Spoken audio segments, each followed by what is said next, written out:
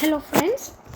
So in this video we will be discussing about the instrumentation amplifier. Okay, so as you can see, in many industrial and consumer applications, the measurement and the control of physical conditions are very important.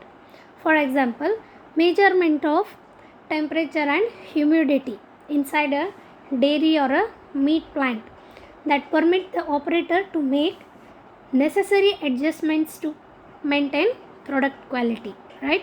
So similarly, precise temperature control of a plastic furnace is needed to produce a particular type of plastic. Okay, hence generally a transducer is used.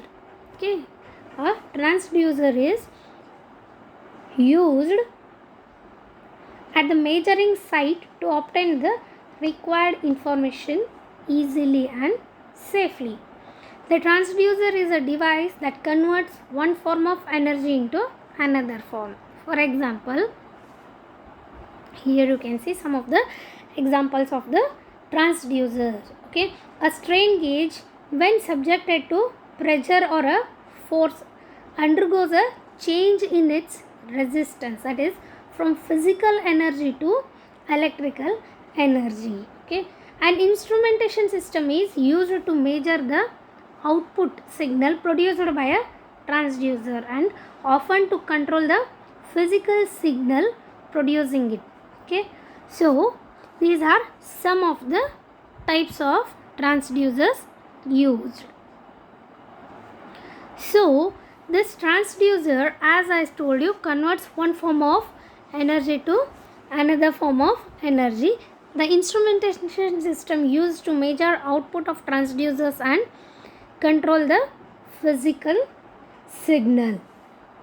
So here you see a figure or a block diagram, we can say. Okay, this is a simplified form of such instrumentation system. Okay, so the input stage is here.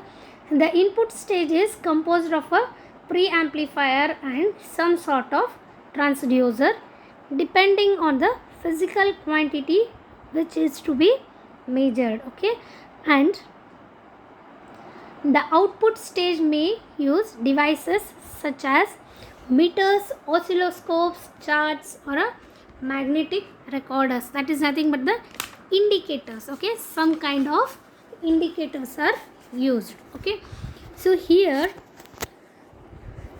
you can see in the figure a connecting lines between the blocks are used, which represents the transmission lines. Okay, these transmission lines are specially used when the transducer is at a remote test site monitoring hazardous conditions such as high temperature or a liquid level of flammable chemicals. Okay, so these transmission lines permit signal transfer from unit to unit. The length of the transmission line depends primarily on the physical quantities to be monitored and on system requirement. Okay, the signal source of the instrumentation amplifier, the middle one, that is which we call that as the intermediate stage. This intermediate stage, it mainly uses instrumentation amplifier. Okay, the signal source of the instrumentation amplifier is the output of the transducers. Okay,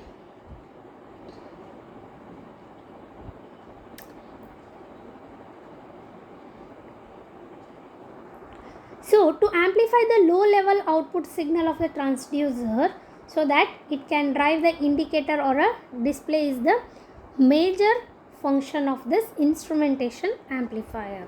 The instrumentation amplifier is intended for the low level signal amplification where low noise, low thermal and time drift, high input in resistance and accurate closed loop gain are required. Okay, besides low power consumption, high CMRR, that is common mode rejection ratio, and high slew rate are desirable for superior performance.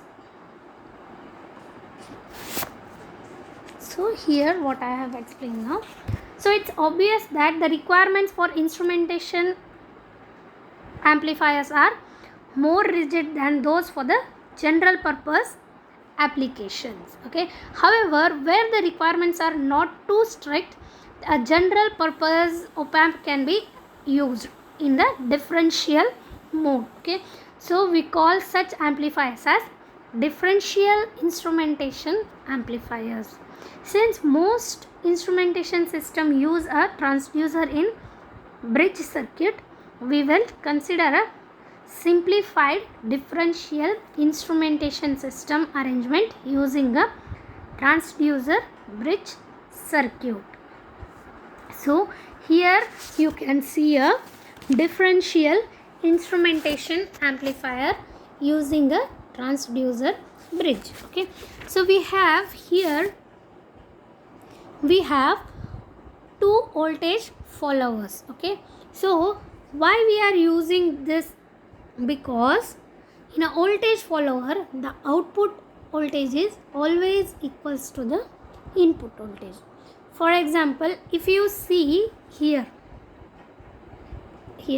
if you see the input resistance of this at the output terminal, the input resistance becomes R1 plus R3, which becomes very much less. So it will draw current from the previous bridge.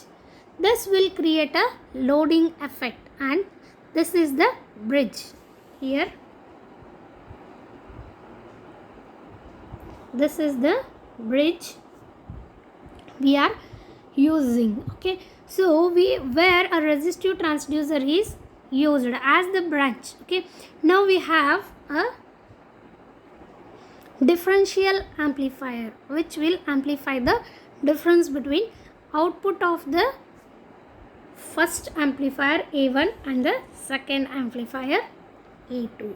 Okay, now considering this bridge, okay, a resistive transducer whose resistance changes as a function of some physical energies connected in one arm of the bridge with a small circle around it, and is denoted as RT plus delta of R, where RT is the resistance of the transducer and delta R the change in the resistance RT. Okay, for the balanced bridge at some reference conditions, consider VA is equals to VB or VB is equals to VA. Both are same.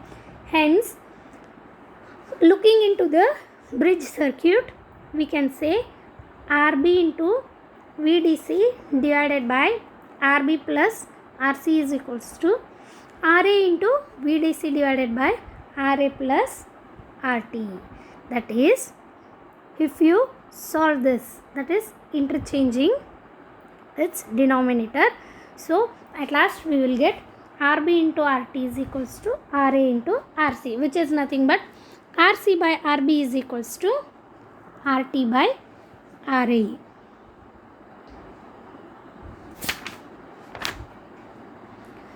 So generally resistors RA, RB and RC are selected so that they are equal in value to the transducer resistance RT at some reference condition. The reference condition is specific value of physical quantity under measurement at which the bridge is balanced. Okay, this value is normally established by the designer and it depends on the transducer characteristics. Okay, the bridge is balanced initially at a desired reference condition. However, as the physical quantity to be measured changes, the resistance of the transducer also changes, which causes the bridge to unbalance. That is, VA is not equals to VB condition. Okay, the output voltage of the bridge can be expressed as a function of the change in the resistance of the transducer. Okay, let the change in the resistance of the transducer be delta R. Since RB and RC are fixed resistors, the voltage VB is constant and VA varies as a function of the change in the transducer resistance. Therefore, according to voltage divider rule, VA will be equals to what? It is RA into VDC divided by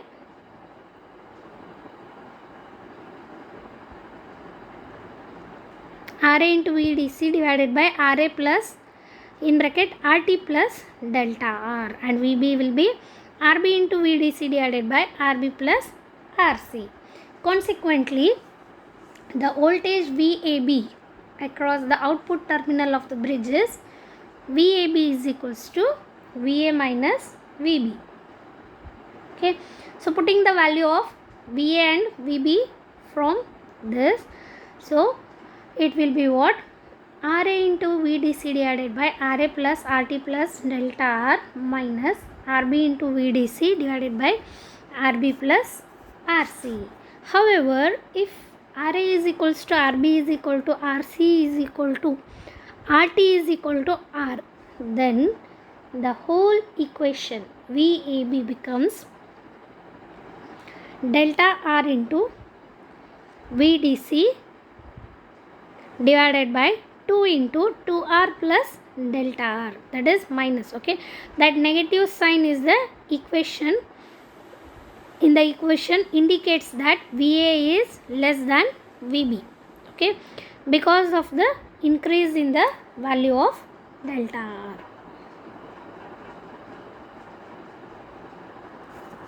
The output voltage VAB of the bridge is then applied to the differential instrumentation amplifier, which is composed of 3 op amps. Here you can see, which consists of 3 op amps. Okay, the voltage followers preceding the basic differential amplifier helps to eliminate loading of the bridge circuit.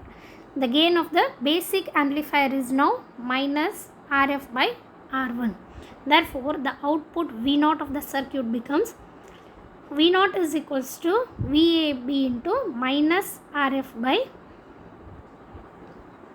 R1, which is equals to putting the value of VAB. Okay, hence V0 becomes VDC into delta R divided by 2 into 2RA plus delta R whole into RF by R1. Generally, the change in resistance of the transducer delta R is very small. Therefore, we can approximate this delta 2RA plus delta R is equals to almost equals to 2RA. Hence, the output voltage V0 becomes VDC into delta R divided by 4RA whole into RF by R1. Okay. The equation indicates that V0 is directly proportional to the change in the resistance delta R of the transducer. Since the change in resistance is caused by a change in physical energy, a meter deflection proportional to physical quantity is connected at the output, which can be calibrated in terms of the units of the physical energy. Okay, so some of the examples for this differential amplifiers are thermistor, photoconductive cells and strain gauges. These are most commonly used resistive transducers. Okay, so first is thermistor. These thermistors are essentially semiconductors that behaves as resistors, usually with a negative temperature coefficient of the resistance. What that means, that is, as the temperature of the thermistor increases, its resistance decreases. Okay, so the temperature coefficient of resistance is expressed in ohms per unit change in degree Celsius. Thermistors with a high temperature coefficient of resistance are more sensitive to the temperature change, and are therefore suited to temperature measurement and the controlling. Similarly, photoconductive cells belongs to the family of photodetectors whose resistance varies with the incident radiant energy or with the light. Okay, as the intensity of the incident light increases, the resistance of the cell also decreases.